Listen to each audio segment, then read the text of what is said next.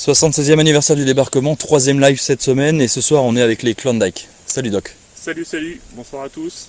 Ça va? Ça va. Le séjour se passe bien? Très bien, fraîchement pour l'instant avec la nuit qui commence à arriver, mais c'est le bocage normand. Un petit peu effectivement.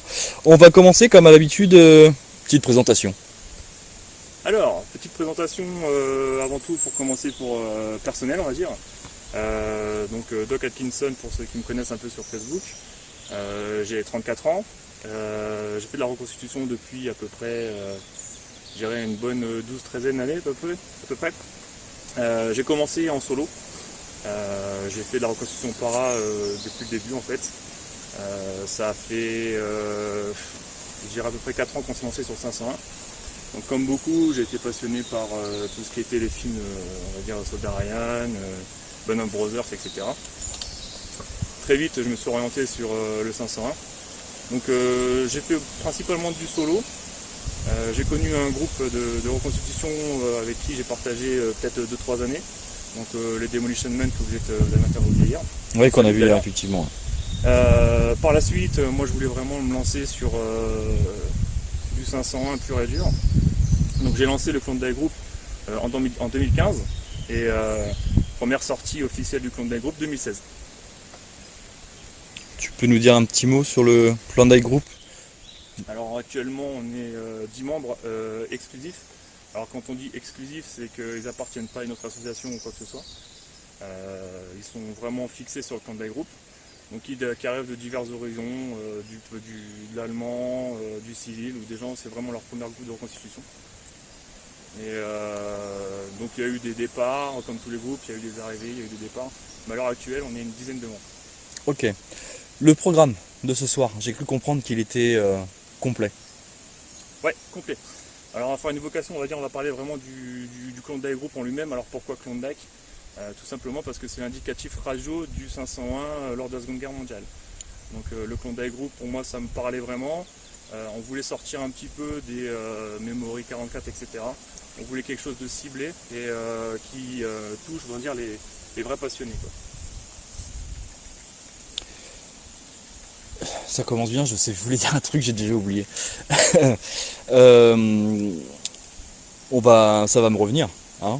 On va passer au premier, parce qu'il y a plusieurs displays ce soir. Alors ouais, il y a plusieurs spécialités. Ce qui fait un peu la force du groupe, c'est qu'on va être capable de présenter du Fallschirmjäger qui est on va dire en cours de développement.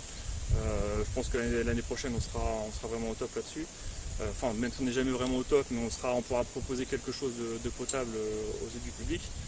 Nous, notre spécialité, parce que c'est vrai que j'aurais dû le préciser dès le départ, ça va être tout ce qui est le S2. Donc qu'est-ce que c'est le S2? C'est tout ce qui est renseignement, une unité de renseignement à la base. Dans chaque bataillon, il y avait le S2 qui était rattaché au headquarter, donc au quartier général. Donc c'était des hommes qui étaient de base recrutés parce qu'ils allaient avoir une formation particulière, donc qui était le renseignement. Donc ces hommes, ils étaient recrutés sur des compétences physiques, des compétences aussi un petit peu intellectuelles, parce qu'ils devaient être capables de retenir un certain nombre d'informations lors de missions. Ils devaient être capables de distinguer un Panzer IV d'un Panzer III, d'un SDKFZ de tout autre blindé. Ils devaient être capables aussi de faire des esquisses, donc des schémas tactiques, de lire des cartes, de lire des photographies aériennes et tout un tas de plans liés au renseignement. Donc ces gens-là, c'est des gens qu'on va envoyer au devant des missions pour reconnaître ou éclairer une zone particulière. Donc c'est un peu, on va dire, comme on pourrait l'entendre dans certains plans militaires, ça va être la pointe de l'épée. Donc nous, globalement, la base du Klondike Group, ça va être basé vraiment sur le S2. Après, dans le groupe, on a quelques petites spécialités qui sont propres à chacun, qu'on va présenter ici ce soir. Et c'est ce qui fait un peu la force et du Klondike Group, on va pouvoir présenter le 501 dans sa globalité. Donc que ce soit du Pathfinder comme on va présenter tout de suite, une équipe de mortier qui est en train de se monter tout doucement, une équipe de mitrailleuses, etc. etc. Je reviens sur le S2. Tu me dis c'est une unité de renseignement. C'est une unité qui a pour mission principale de renseigner ou c'est une unité qui a pour mission de combattre et également à côté de faire du renseignement? Alors de base, ce sont des combattants. Ils sont recrutés parmi le régiment. Donc ce sont des soldats qui ont la formation parachutiste qui va bien. Et après, ensuite, on va aller sélectionner, si je puis dire, la crème des crèmes. Donc on va sélectionner des hommes, comme je le disais tout à l'heure, qui vont vraiment avoir des compétences particulières. Au tout départ, le colonel Johnson qui a lancé cette unité-là, il voulait des hommes avec qui il avait vraiment une confiance très forte. Et d'ailleurs, après, il le dira dans ses mémoires, pour lui, c'est les meilleurs hommes de son régiment, quoi. Donc lui, c'était un fin sportif, et il n'en entendait pas moins de ce régiment. La particularité qu'on ne va pas spécialement retrouver en Normandie, mais qui va être vraiment marquée à partir de Market Garden, c'est au niveau de l'armement. Ils vont avoir une puissance de feu assez importante. On va être capable de voir un groupe d'hommes qui va être équipé de principalement des Thompson, du FM bar, et aussi des moyens de communication BC611 pour être tout le temps en relation directement avec le bataillon ou le régiment. Donc pour ces gens du S2, là c'est double formation. C'est formation combat, Exactement. formation renseignement. Exactement. Donc on les sélectionne, on les forme, et après on les rattache directement au bataillon. Donc chaque bataillon va avoir son S2 proprement parler. Plus au niveau du régiment, il y aura un S2 également du régiment. Ok. Bon, je te propose c'est de passer au premier thème. Donc là on va passer sur un thème qui est en train de se développer actuellement au niveau du Condai Group. Pour ceux qui nous suivent sur la page, vous avez pu voir dernièrement, on a fait un petit live de présentation d'une balisage de zone de saut. Donc on va ici nos deux spécialistes en herbe, si je puis dire, qui sont en train de vraiment se lancer là-dessus. Donc on a Boot, alors c'est nos petits surnoms à nous, je vais le laisser se présenter s'il le veut ou non. Et on a James, donc James qui rend hommage à un soldat du 501, James Reynolds, qui faisait partie de la compagnie G, qui est décédé malheureusement dans le crash de son avion le 6 juin, qui n'a pas eu le temps de combattre. Donc c'est aussi une petite particularité du Condai Group, comme on peut avoir dans certains autres groupes, de prendre des noms pour rendre hommage à nos soldats. Donc je vais leur laisser la parole et puis ils vont faire une petite présentation assez sympa de tout ce qui est équipement Pathfinder. Donc, bonjour à tous, moi c'est James Reynolds, donc du coup comme a dit Doc, je représente un parachutiste du 501, donc de la compagnie G. Donc tout de suite on va parler des Pathfinder tout d'abord dans la globalité. Donc je vais expliquer un peu comment ça fonctionnait, comment ils ont mis en place cette opération. Et ensuite avec Boot, on verra vraiment, on va plonger dans le détail technique, comment ils ont mis en place le balisage des zones de saut, et principalement celle de la DZD, donc la DZ qui va nous intéresser, celle au sud d'Angoville-au-Plain, donc celle du 501. Donc tout d'abord, pendant le débarquement, la toute première mission qui va être affectée aux parachutistes, il va falloir amener toute la troupe parachutiste sur le continent, donc en Normandie. Et pour ça, il va falloir que tous les C-47 puissent s'orienter et puissent larguer toute la troupe au bon endroit, au bon moment. Donc pour ça, on va envoyer des Pathfinder, donc ce qu'on appelle les Pathfinder. Ça va être les éclaireurs. Donc on va choisir dans tous les régiments des parachutistes volontaires, donc qui sont issus du régiment, sont des parachutistes normaux entre guillemets à la base du régiment. Ils vont aller donc dans l'école des Pathfinder pour se spécialiser pour le balisage des zones de saut. Donc cette école de Pathfinder sera dirigée par Franklin Liman du 502. Ce sera l'un des premiers qui va sauter sur la France occupée pendant le débarquement. Donc il y a eu 3 grosses zones de saut. Donc la DZA au nord, qui va être au nord du dispositif, qui va concerner le 502 et le 377e PFAB, donc l'artillerie aéroportée. Ensuite, dans les petits centres du dispositif, on va à la DZC, donc sur Yéville, où on est actuellement. Donc c'est l'endroit où va être implanté le quartier général de la division, donc c'est un endroit vraiment important. Sur cette droite zone-là, ça va être surtout le 506 qui va être impliqué, donc avec les 1er et 2e bataillons, mais il y aura aussi le 3e bataillon du 501 qui va sauter sur cette droite zone-là pour sécuriser justement le QG divisionnaire. Et ensuite, la dernière drop zone, donc celle le plus au sud, qui va nous intéresser aujourd'hui, c'est la drop zone D. Donc ça a été l'une des plus difficiles pour le saut, une des plus coriaces où il y aura le plus de réponses allemandes au sol. Et cette drop zone là, c'est du coup au sud d'Angoville-au-Plain. Donc pour cette drop zone, ça a été balisé par des Pathfinder venant des 1er et 2e bataillons du 501 et également du 3e bataillon du 506. Il y aura aussi quelques éléments, je ne pourrais pas vous dire le chiffre, mais on sait qu'apparemment il y a eu quelques éléments du 326e ingénieur, donc 326e AEB, qui aurait sauté avec eux, rattaché au 501. Donc sur cette zone de saut, ça aurait été une des plus compliquées à mettre en place. Le balisage aura été très compliqué. Sur les rapports, on nous indique que les sticks n'ont pas réussi à se regrouper au sol comme il fallait et n'ont pas mené la mission complètement à bien. Donc sur cette zone de saut, il y aura 3 avions, donc avec 3 sticks. Donc un stick du 1-501, un stick du 2-501 et un stick de 3-506. dans ces sticks-là, il y aura seulement 2 hommes qui vont réussir à baliser une zone de saut. Ça va être 2 hommes du 501, donc un du premier avion et un du deuxième avion. Donc un du 1-501 et un du 2-501. Ce sera un caporal T5 que je représente actuellement. Donc le caporal Beaver qui pourra placer sa balise Eureka dans le champ, dans un champ, aidé du lieutenant Watson, donc également du 501. Donc la balise que je présente ici dans mon équipement, Wood vous en parlera un peu plus tard en détail. Donc cette zone de saut était très compliquée. Il n'y a aucune lampe holophane, c'est-à-dire qu'il n'y a eu aucun signal lumineux sur la zone de saut qui pouvait indiquer au C-47 cette zone de saut justement. Aucune lampe n'a pu être mise en place. Toutes les équipes ont été vraiment éparpillées et dans l'impossibilité de se rejoindre. Dans les rapports, à la fin de la journée du 6 juin, sur les 54 hommes des Pathfinder qui auront sauté pour baliser cette drop zone, il y en aura 23 qui seront déclarés missing in action MIA, donc vraiment perdus, on ne sait pas vraiment ce qui leur est arrivé. Plus tard dans les rapports, on apprendra que certains ont été prisonniers. Il y a un Pathfinder qui a été fait prisonnier le 6 juin dès son atterrissage, qui a vu un capitaine, je ne pourrais pas vous citer son nom, ça m'échappe à l'instant, un capitaine fait prisonnier, il aura pu s'échapper et pouvoir dire il y a telle ou telle personne qui s'est fait attraper et qui a été capturée par les Allemands. Donc du coup c'était vraiment une zone de saut très compliquée à mettre en place, le balisage était très compliqué. J'en veux pour exemple un Pathfinder du 501, ce Christ, qui va vraiment, quand il sera parachuté, il va atterrir sur la Nationale 13, entre le Deadman's Corner et Saint-Côme-du-Mont. Donc il va vraiment tomber sur cette route-là, en plein sur la route. Il aura juste le temps de se mettre dans un fossé. Il y aura une MG42 qui sera un peu plus en avant sur la route, qui va tout de suite le voir et va lui tirer dessus, il sera bloqué dans le fossé. Et ce paratrooper-là était équipé de lampes holophane, justement pour baliser le champ, donc faire un T lumineux pour indiquer au C-47 de quelle manière arriver pour larguer les parachutistes. Il aura seulement le temps, il y a 2 personnes qui vont passer de l'autre côté de la haie, donc il pourra avoir un contact avec ces 2 parachutistes-là. Ça va être 2 parachutistes du 501 également. Il aura seulement le temps de leur jeter ses lampes holophanes par-dessus la haie, parce que la mission prenait l'avant surtout. Il fallait vraiment accomplir cette mission pour pouvoir bien amener le gros des troupes sur la zone après. Donc il lui donnera toutes ces lampes holophanes, il les donnera à ces 2 parachutistes. Mais malheureusement on apprendra dans les rapports à la suite de l'action, on apprendra que ces 2 parachutistes ont été tués dans les minutes qui suivent par les Allemands.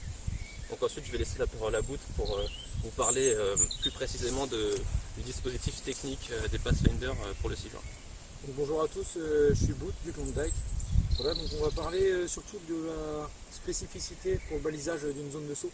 Donc tout d'abord, comment s'articule un groupe, un stick de Pathfinder. Donc ça s'articule tout d'abord avec un team leader. Donc lui, ça va être l'officier qui va être en charge de son escouade pour réussir le balisage. Il va être assisté d'un assistant team leader. Et lui, ça va être son objectif, c'est la sécurité. C'est protéger la zone de balisage, donc avec la security team. La security team, la particularité, c'est qu'ils ont été choisis peu avant le jour J. Ils n'ont pas suivi tout l'entraînement des Pathfinder. Et donc ils sont au nombre entre 4 et 6, ça dépend des sticks, à faire uniquement une seule mission, protéger la DZ. Donc eux, ils vont être armés exclusivement de pistolets mitrailleurs et un surplus de grenades et de munitions vraiment à foison. Ensuite, ça va être, il y aura 2 opérateurs donc de la balise Eureka. Donc là, en voilà un. Ces deux opérateurs, ils vont être aussi accompagnés de 2 assistants pour les aider. Donc l'équipement de l'opérateur, donc chaque binôme va sauter avec une balise Eureka, comme ceci. Donc c'est une balise secret défense, top secret, avec un système d'autodestruction dedans, parce que ça ne devait jamais tomber aux mains de l'ennemi. C'est une technologie qui était vraiment en avance sur son temps pour aider au repérage des C-47 sur la DZ et atteindre les objectifs. Ensuite, l'équipement il va être vraiment standard, ça va être vraiment pour du fantassin. Donc les opérateurs ils sont équipés avec une USM A1. Donc ici elle est dans son fourreau de saut. Ensuite ça va être l'outil individuel, le T5, et après ça va être les armes individuelles. Donc la blanche, les armes blanches, poignard, canif. Après ça va être les protections anti-gaz, mais rien de bien particulier. Ensuite il va y avoir un chef de section de lampes. Donc à savoir qu'ils sont 4, il y a 4 opérateurs pour les lampes, et chacun des opérateurs va sauter avec 2 lampes. Au total il faut 7 lampes si on veut baliser comme dans le règlement, une zone de saut. Donc il en faut 7, 4 pour former la barre transversale du T et 4 pour former la barre horizontale du T. La barre horizontale du T, elle va être codée en morse avec la lettre de la DZ. C'est ce qui va permettre d'avoir un point de repère au C47.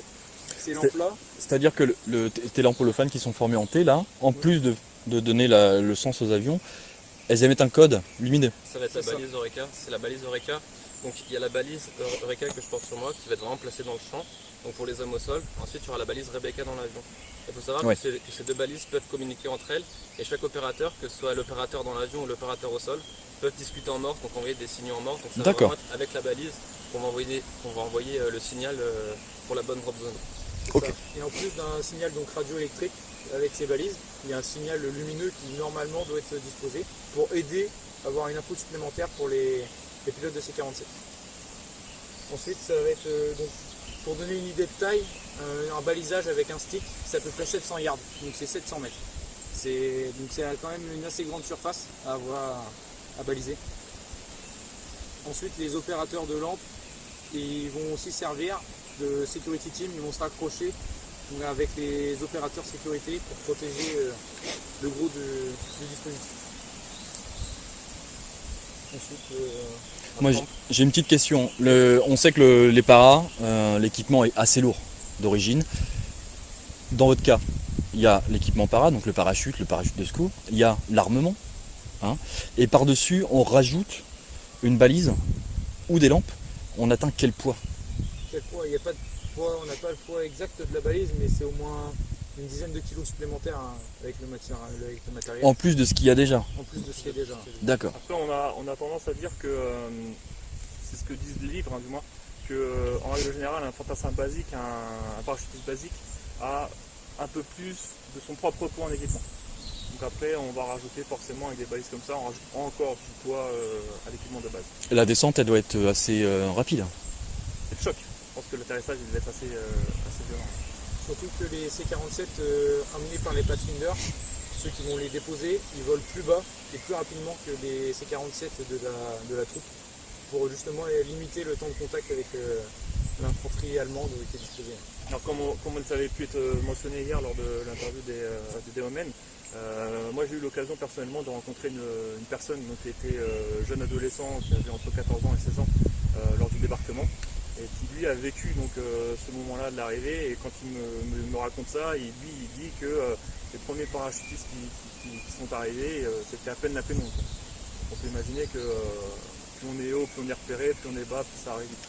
C'est le fameux débat qu'on a eu avec les horaires. Exactement. Les horaires, hors d'été, hors d'hiver. Un débat qui n'est toujours pas résolu. Ouais, c'est vrai. Je pense que là, à mon avis, chacun aura son avis sur la question, mais au moins là, on a quelqu'un qui parle et qui l'a vécu et qui nous dit que il y avait une petite pénombre, quoi. D'accord. C'était pas nuit, mais c'était pas jour. On était vraiment entre les deux, quoi.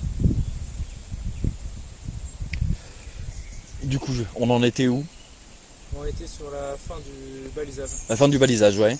Je te laisse Après, poursuivre. si on peut expliciter sur le déroulé, une équipe de Pathfinder, à partir du moment où le premier passe la porte, il faut normalement à l'entraînement c'est moins d'un quart d'heure pour baliser une zone. D'accord. Pour l'information, les lampes holophanes doivent être allumées à partir du moment où le bruit des moteurs des C-47 arrive. C'est à ce moment-là que les opérateurs doivent allumer les lampes. Alors pour le côté un peu reconstitution immersion, au niveau du contact groupe, on essaye de s'immerger un maximum. J'ai essayé de replonger un petit peu l'ensemble du groupe en leur donnant des cartes sur lesquelles j'avais un peu effacé les noms des repères, quoi, en fait, tout simplement. Et on a essayé de respecter les horaires de saut plus les horaires de balisage en respectant les drops, donc les arrivées de Pathfinder. Et je leur ai donné la mission de me baliser une zone de saut en respectant un maximum le timing. Chose qui a été un petit peu dépassée, c'est un petit peu mordu, en sachant que nous on n'avait pas les Allemands qui étaient là pour nous accueillir. C'est ce que j'allais dire, c'est ce que j'allais compléter. Ouais. C'est là qu'on voit que c'était un peu ultra complexe parce qu'on se dit il faut y aller, il y a notre vie qui est en jeu. Mais quand même il y a une mission derrière qui arrive derrière et pas des moindres parce que il s'agit quand même de la plus grosse opération aéroportée jamais refaite. Tu disais tout de suite que les lampes devaient être allumées quand ils entendaient le moteur. Enfin, on a tous eu ici l'occasion, en venant en Normandie, à voir et entendre voler des C-47. Enfin, le moteur, on l'entend assez tardivement. Mais là, ils sont pas tout seuls. Souvent, on voit pas une grande escadre de C-47. Là, c'est énormément. On a eu la chance au 70e grâce au Exactement. RCPT d'avoir une vraie formation et on entend un peu plus effectivement. Ouais. Mais moi j'ai toujours l'impression qu'on les entend tardivement. C'est vrai. C'est qu'on les voit de loin, mais on les entend vraiment. Après, il faut savoir que les C-47 en amont vont pouvoir attraper déjà le message en morse beaucoup plus tôt que lorsque les opérateurs des lampes holophones vont pouvoir entendre les C-47. Donc C'est-à-dire ce que qui le permet aux contact gars de savoir va qu'ils être sont fait. en approche, c'est ça? Voilà, c'est ça. Le contact va être fait un peu en amont et vraiment le balisage de la zone, ça va être pour avoir pour les pilotes un point de vue vraiment visuel.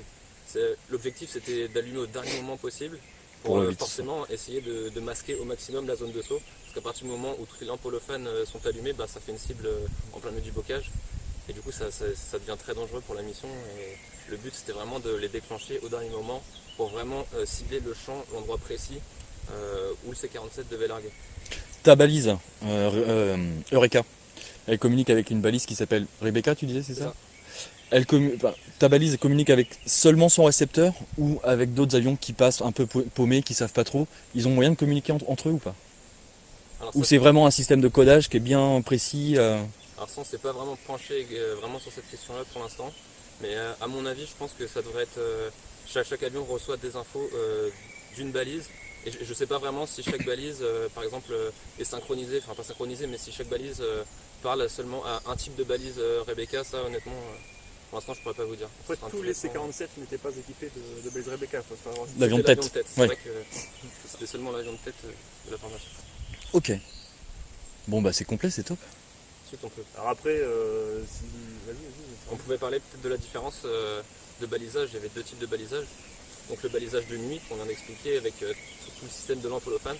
Il y avait aussi le balisage de jour, comme on a pu le mettre en place dans un live sur notre page Facebook, où on a simulé le balisage d'une LZ cette fois-ci, donc d'une landing zone pour les planeurs, donc pour la mission est reportée à 21h le jour J.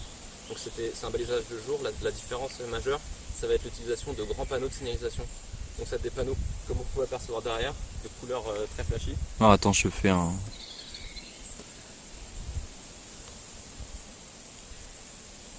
Voilà. Donc la couleur va dépendre des zones de saut, enfin des zones d'atterrissage et des objectifs. C'est pareil, des panneaux comme ça, il en existe des oranges, des roses, il y a un système de code ou pas? C'est ça, il y a un système de code en fonction des zones de saut. Donc par exemple pour la LZE, la couleur était l'orange. Donc pour les panneaux c'était la couleur orange. Et ensuite, pour pouvoir signaler à l'approche du C-47 si la zone d'atterrissage était sécurisée ou non, s'il y avait du monde autour, enfin du monde j'entends des ennemis, des Allemands, c'est-à-dire qu'il lançait une fumigène qui était soit rouge, soit verte. Donc si elle était verte, ça veut dire que la zone était vraiment sécurisée, qu'il n'y avait personne aux alentours du champ, il n'y avait pas de danger immédiat. Et si c'était rouge, ça voulait dire qu'il y avait potentiellement un danger immédiat, un danger dans cette zone-là. Ok. J'apprends des trucs ce soir. Alors après, comme j'en profite pour faire justement peut-être si tu veux éventuellement faire la transition, mais je propose aussi, les gens, on a une page Facebook, on a un groupe internet qui est actuellement actif, donc www.clondbygroup.fr. Donc il est ouvert, il est pas encore connu parce qu'on fonctionne beaucoup par Instagram et Facebook. Mais après les gens, on essaie de communiquer un maximum. Après, il ne faut pas nous en vouloir si parfois on a certaines réserves, parce que parfois les recherches ça nécessite beaucoup de moyens. Financier je parle, parce qu'il faut acheter de la documentation, ça demande énormément de travail. Donc on peut ouvrir nos portes dans un échange respectable. Maintenant on garde aussi un petit peu nos sources, parce que nous on a créé notre groupe pour en parler entre nous, pour créer quelque chose vraiment de carré et de le proposer. Mais parfois on m'alpague parfois sur Facebook, je peux avoir ça, je peux faire ceci, je peux faire ça. Alors on en parle, mais on garde une certaine réserve. Alors c'est pas une réserve égoïste, c'est pas une réserve aussi méchante, mais c'est une réserve que on donne pas toutes nos sources. Non, c'est une information qui t'appartient, que tu as payé. Voilà, Ouais, alors, c'est des bon, informations aussi que l'on paye tout simplement. Moi j'ai acheté des cartes de reconnaissance en Ultra HD qui sont plutôt bien détaillées. C'est le genre de choses qu'on peut pas forcément donner comme ça au premier venu, parce que il y a un engagement derrière financier. Ça se comprend et ça s'entend tout à fait, effectivement. Voilà. On passe à la deuxième team. C'est parti. Alors la deuxième team, une team qui est vraiment propre au chef de section, Garage. ici, donc qui est arrivé il n'y a pas si longtemps que ça au niveau du groupe, avec Klaus qui est notre dernier membre du groupe. Donc Klaus qui est à ma droite et Guys qui est tout de suite à ma droite aussi, avec le bazooka. Donc c'est un peu le délire de Guys, c'est les trucs qui font boum et qui cassent des gros chars. Donc il va vous expliquer un petit peu en détail tout ça et je pense que vous allez apprendre aussi des choses. Donc, bonjour à tous, je suis Guy, donc du Klondike. Donc comme l'a dit Doc, moi ma spécialité c'est vraiment les équipements anti-char. Donc je vais vous parler aujourd'hui des armes anti-char en général au sein des unités US Airborne et plus particulièrement du bazooka M1 donc, qui est juste dans mes mains.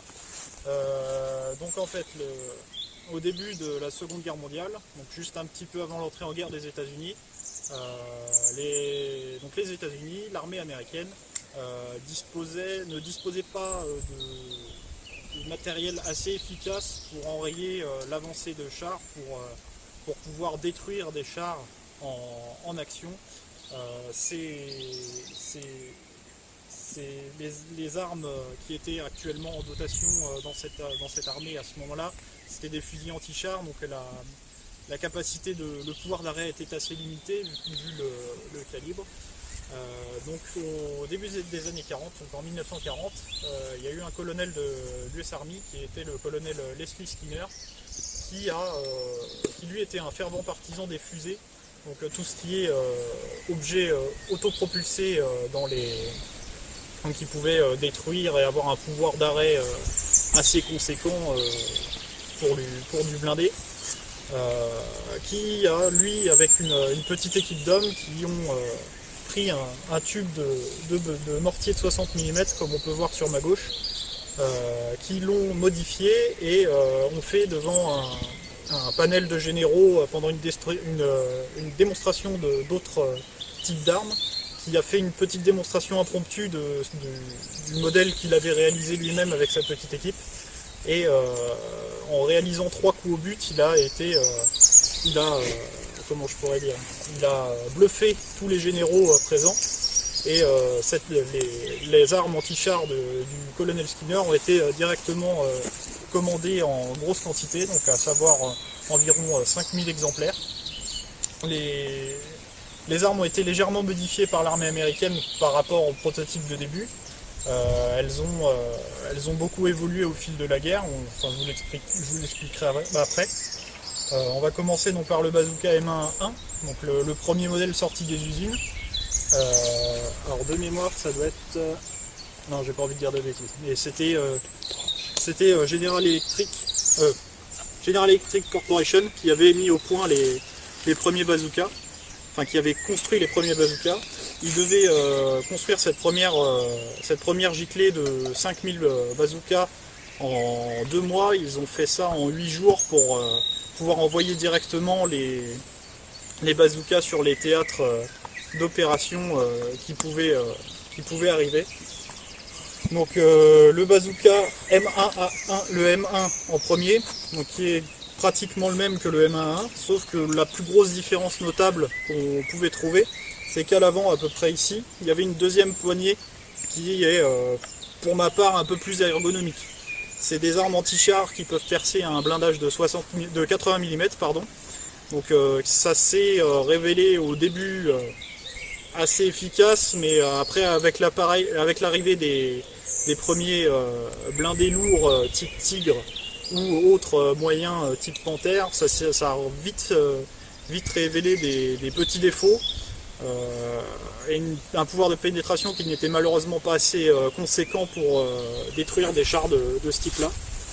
Les blindés allemands, donc tout le monde connaît leur réputation.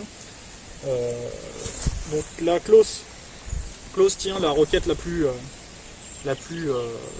produite, on va dire, la roquette M6. La roquette M6A1 pour être exact, avec une charge creuse. À savoir que les Allemands ont copié le bazooka. Ils avaient déjà les Panzerfaust à l'époque, mais ils ont copié un petit peu le bazooka, le système du bazooka, pour en faire le Panzerschreck.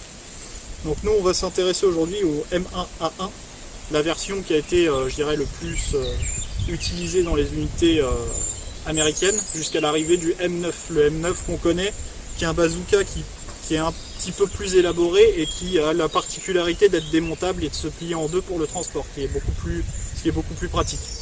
Le bazooka M1A1, il a une portée utile d'environ 140 mètres. Donc c'est-à-dire que sur 140 mètres, on peut quasiment être sûr de détruire un blindé.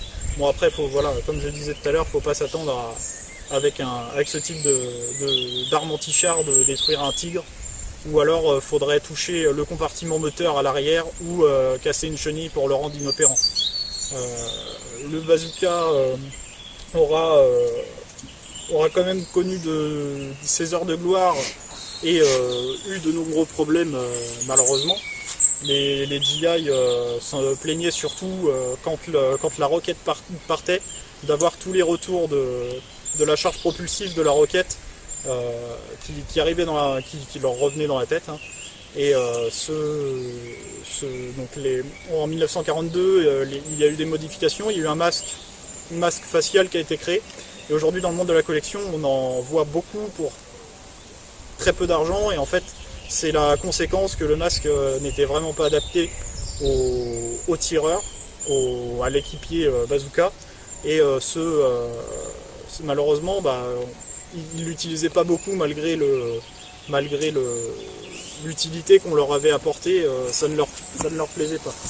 Alors l'état-major américain avait dit du coup on va retirer les bazookas, sauf que la troupe n'a pas voulu, en prétextant que valait mieux un bazooka qui marchait potentiellement bien mais pas trop, plutôt que de ne pas avoir de bazooka et retourner à du fusil anti-char ou autre mine qui pouvait exposer un petit peu plus au danger les GIs et les unités airborne.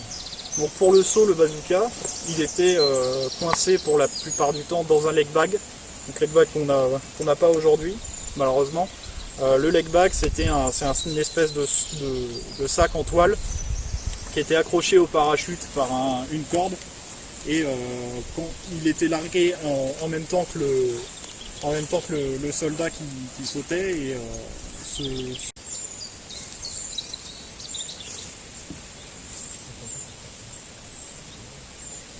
Ça reconnecte. ça reconnecte. Donc.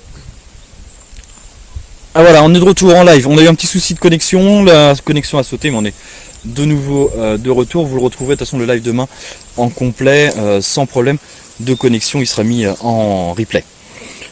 On en était où? Donc j'étais en train de parler des unités airborne. L'utilisation du bazooka, ça s'est beaucoup vu, notamment par les unités de la 82e qui ont stoppé, grâce à ce type d'arme, ils ont stoppé une contre-attaque très tôt, ça doit être c'est pas dans la journée du 6. je crois que c'est dans la journée du 6 sur le secteur de la Désolé, Fière. c'est pas notre cam, la 82, La j'ai encore. 82, désolé. Sur le secteur de la Fière, notamment c'était du char français qui a été capturé pendant la campagne de France.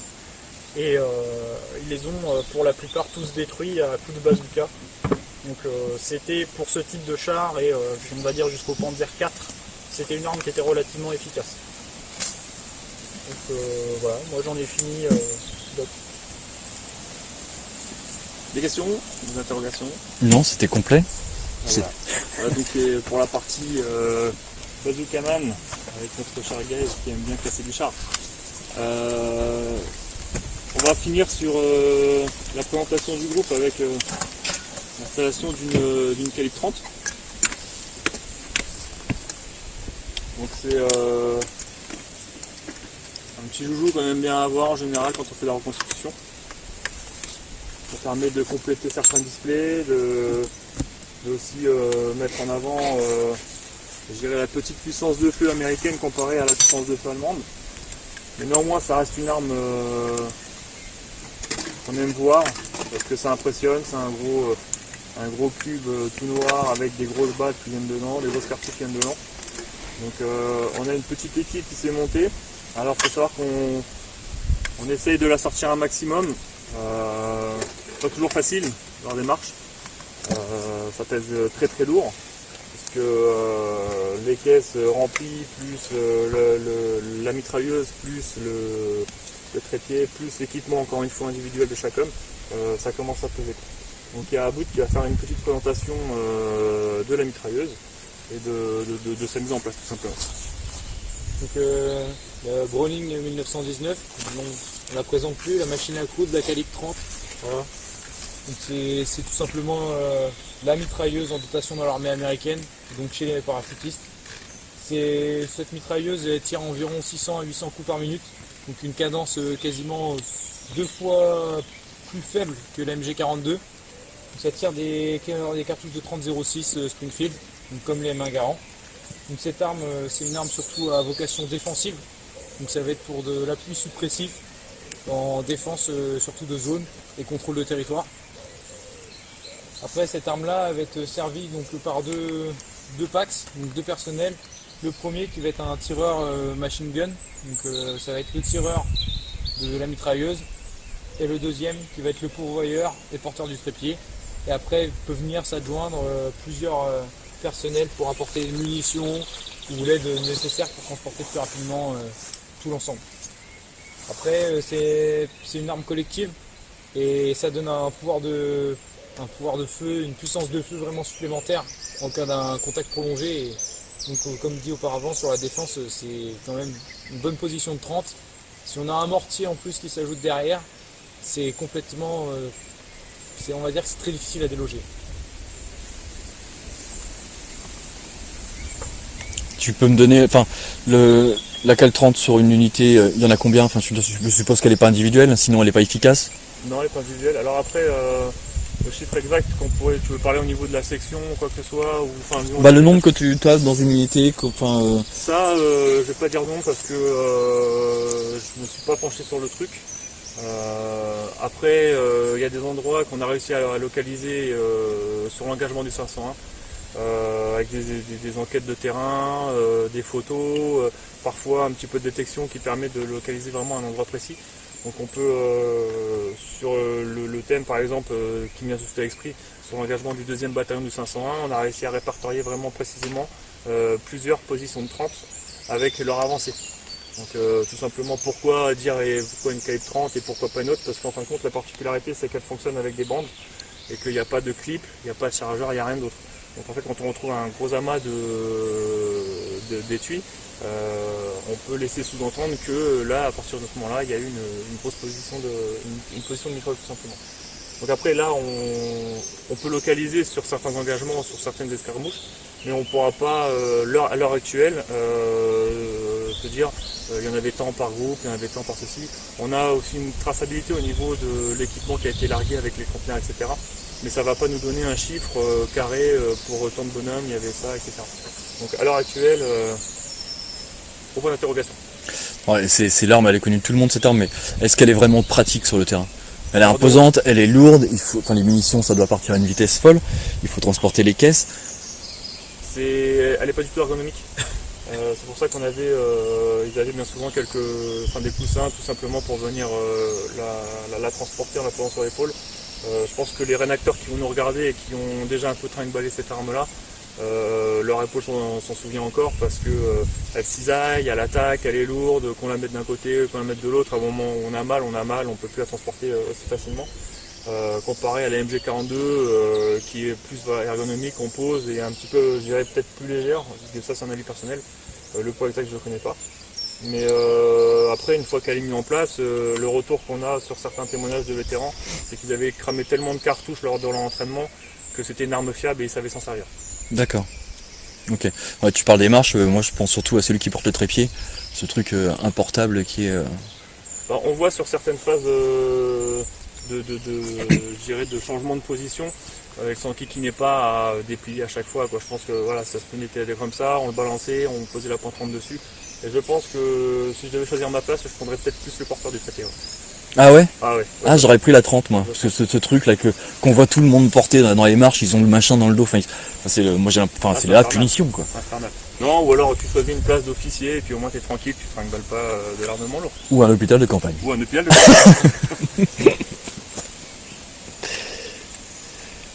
On revient sur le mortier il me semble ou pas? Alors le mortier, on vient de l'acquérir. Enfin, on l'a acquéri il n'y a pas si longtemps que ça. Donc comme a pu le dire un peu Gaël avant, donc un mortier 60 mm. Il est en cours, je dirais. Donc ça demande des moyens, ça demande du temps. On l'a mis légèrement en retrait volontairement parce que c'est pas encore trop carré là-dessus. En tout cas, il y a de l'obus qui devrait arriver, il y a de la caisse qui va arriver, et je pense que d'ici l'année prochaine, on pourra présenter vraiment quelque chose de carré au niveau du mortier qu'on pourra mettre en place. Il y a Booth qui s'est déjà pensé sur le système un peu de visée, les ordres, etc. Donc là-dessus, on est pas mal. C'est, on va dire, les accessoires autour qui vont commencer à manquer. Et c'est pour ça que volontairement, on l'a mis légèrement en retrait pour pas trop rentrer dans le détail, parce qu'on n'aura pas les capacités à l'heure actuelle. Mais on pourra survoler, mais pas trop rentrer dans le détail. D'accord. Le programme, bon, cette année est un peu particulière, tout le monde le sait, on est à la crise sanitaire qui est là. Klondike, c'est combien de sorties par an à peu près? Klondike, ça va être principalement les grosses sorties. Cette année était un petit peu particulière, comme tu l'as dit. Cette année, on va essayer de faire le maximum pour faire la Normandie, c'est fait, on est dessus. Il y aura du Market Garden, il y aura du Bastogne, ça c'est sûr aussi. On en est déjà à notre 3e Bastogne, je crois, ensemble, ou 3e, 4e. Donc après, c'est des sorties qui malheureusement ont un coût quand on met tout cumulé. Ça revient quand même à un coût à la fin de l'année. En revanche, on essaie de faire le maximum pour sortir ou pour marquer l'événement. L'année dernière, on n'a pas pu se rendre sur Market Garden pour différents soucis, parce qu'on n'avait pas encore assez de membres disponibles, parce qu'il y a le travail, etc. En tout état de cause, on essaie de marquer un maximum sur un week-end, même privé, entre nous. Je dirais qu'on fait actuellement peut-être une sortie par mois ou tous les 2 mois, sur un week-end de 2 voire 3 jours. D'accord. On est quand même assez actif là-dessus. Oui, bah oui, complètement, ouais. Et du coup, un programme là pour la fin de l'année où on est vraiment encore dans le flou? Non, là ça se profile tout ça un peu plus doucement. Je pense qu'on commence à être connu. Il y a des gens qui nous demandent encore aujourd'hui si on peut venir sur certains week-ends commémoratifs dans certaines communes, qui nous demandent un petit peu les modalités de déplacement, etc. On nous demande aussi sur certains projets cinématographiques. À ce moment, j'en profite aussi pour aussi un peu faire un peu la publicité du Day Experience, donc le Gazman Corner, dans lequel on a eu plaisir à participer pour la réalisation du film de Pascal Jung de Prendre et tenir 40 ans. Donc là on est engagé sur un week-end de 3 jours il me semble, où on a pu un peu mettre nos connaissances sur le tapis, partager avec des grands bonhommes comme Emmanuel Alain et Michel Detré qui ont apporté leurs connaissances aussi. Je vais faire un petit grand bonhomme. Emmanuel n'est pas très grand. Non, Emmanuel n'est pas très grand, mais Michel est un peu plus grand. Oui, tout à fait. Mais les deux, l'un à l'autre, ça fait un bon bonhomme. En tout cas, ouais, on a eu vraiment plaisir de pouvoir être écoutés, parce que c'est malheureusement pas toujours le cas sur certains plateaux télé. C'est compliqué, les gens qui nous regardent et les rédacteurs qui ont eu la chance de partager ces moments-là le savent. On essaie de faire en fonction des côtés un peu réalistes. Malheureusement, c'est compliqué parce qu'on veut aussi proposer quelque chose à l'image. Et là-dessus, on peut pêcher parce qu'on nous dit ouais, mais c'est bien, mais il faut que le téléspectateur voit quelque chose. Donc on a eu la chance de travailler sur ce beau projet avec un résultat plutôt assez bluffant. C'est quand même plaisant de se voir sur un grand écran comme ça, et surtout dans un musée tel que l'idée. Ouais, très grand écran même, parce que leur musique, enfin le cinéma qui a ouvert l'année dernière d'ailleurs et qui est très intéressant. Moi j'ai eu la chance de pouvoir le faire en saison creuse. Et effectivement il y a 2 films qui sont présentés, les 2 films sont très très intéressants et très bien faits, très bien réalisés. C'est spectaculaire quoi. Et de voir un peu le résultat à la fin. Alors c'est beaucoup de travail parce que c'est quand même des journées longues, que ce soit pour nous rédacteurs ou même pour les réalisateurs, etc. Mais au final, c'est assez bluffant le résultat. La question habituelle, si moi demain je veux faire partie des Klondike. Alors si toi demain tu veux faire partie des Klondike, on te réserve déjà une place au niveau de la calibre 30 porteur des papiers. Ok, je vois que tu as retenu la leçon. Plus sérieusement, si tu veux rentrer du Klondike, tout le monde a sa chance. Alors on respecte un certain si je pourrais dire physique, sans trop vouloir faire de la discrimination, mais malheureusement une personne un peu en surpoids, c'est délicat à dire, mais c'est la réalité. Quand on arrive sur un théâtre tel que le cinéma, elle ne sera pas mise en avant, etc. Donc on essaie de respecter un forçat. On ne veut pas non plus des membres du VGN ultra taillés, mais on veut des gens déjà qui ont énormément de cœur à l'ouvrage, être volontaire tout simplement. Ici, là, à part un ou deux, c'est que des débutants qui ont commencé avec le Klondike Group, qui n'ont jamais rien fait d'autre avant. Donc après, on est là, on prend tout le monde, on épaule tout le monde. En échange, je demande juste du volontariat, tout simplement, et de l'engagement, parce que c'est de l'engagement. Comment on prend contact avec Klondike Group? Je pense qu'il y a un Facebook, comme on le disait tout à l'heure, un Instagram, un site internet. C'est ça, donc on est très actif sur Facebook, donc Klondike Group, tout simplement, pardon. On a un Instagram aussi, Klondike Group, et on a un site internet qui vient d'être mis en ligne il y a peut-être un mois ou deux. Ah oui, c'est tout frais. C'est tout frais, ouais. www.klondikegroup.fr. Donc là, il est en train de mûrir tout doucement. Donc c'est un membre du groupe c'est James qui s'occupe de ça, qui est en train de le faire prendre la proportion finale. Donc c'est beaucoup de travail, c'est beaucoup encore une fois de l'engagement, c'est beaucoup de temps parce qu'on part d'une feuille blanche. Il a réussi à nous faire un truc plutôt chouette. Donc ça, par la suite, je pense que ça va vraiment beaucoup se développer. Mais on est plutôt très actif sur le Facebook qu'on a gros. Ok, donc si on veut vous joindre, si on veut interagir avec vous, c'est via les réseaux sociaux. Exactement. De toute façon, c'est ce qui marche maintenant, faut pas se leurrer. Donc effectivement. Eh ben écoute, je pense que le live touche à sa fin. Formidable. On a eu quelques soucis techniques, quelques soucis de connexion. La Normandie est connue pour ça. Le live sera proposé demain en version complète sans souci de connexion puisque on enregistre en même temps sur carte SD. Je vais vous souhaiter une bonne fin de 76e. Également à vous, à toi, à tous les gens qui nous regardent. Et si on se croise, n'hésitez pas à venir nous voir, on papotera volontiers avec les gens de tout ça, quoi. C'est parfait. Le live touche à sa fin, on se retrouve demain pour une soirée hommage. On parlera une nouvelle fois des paras, on sera sur la mission qu'ils ont pu effectuer sur l'ensemble de la Normandie. On se retrouvera aussi samedi matin sur Utah Beach pour une petite surprise et pour un live hommage. Je vous souhaite une bonne soirée à tous et à très bientôt.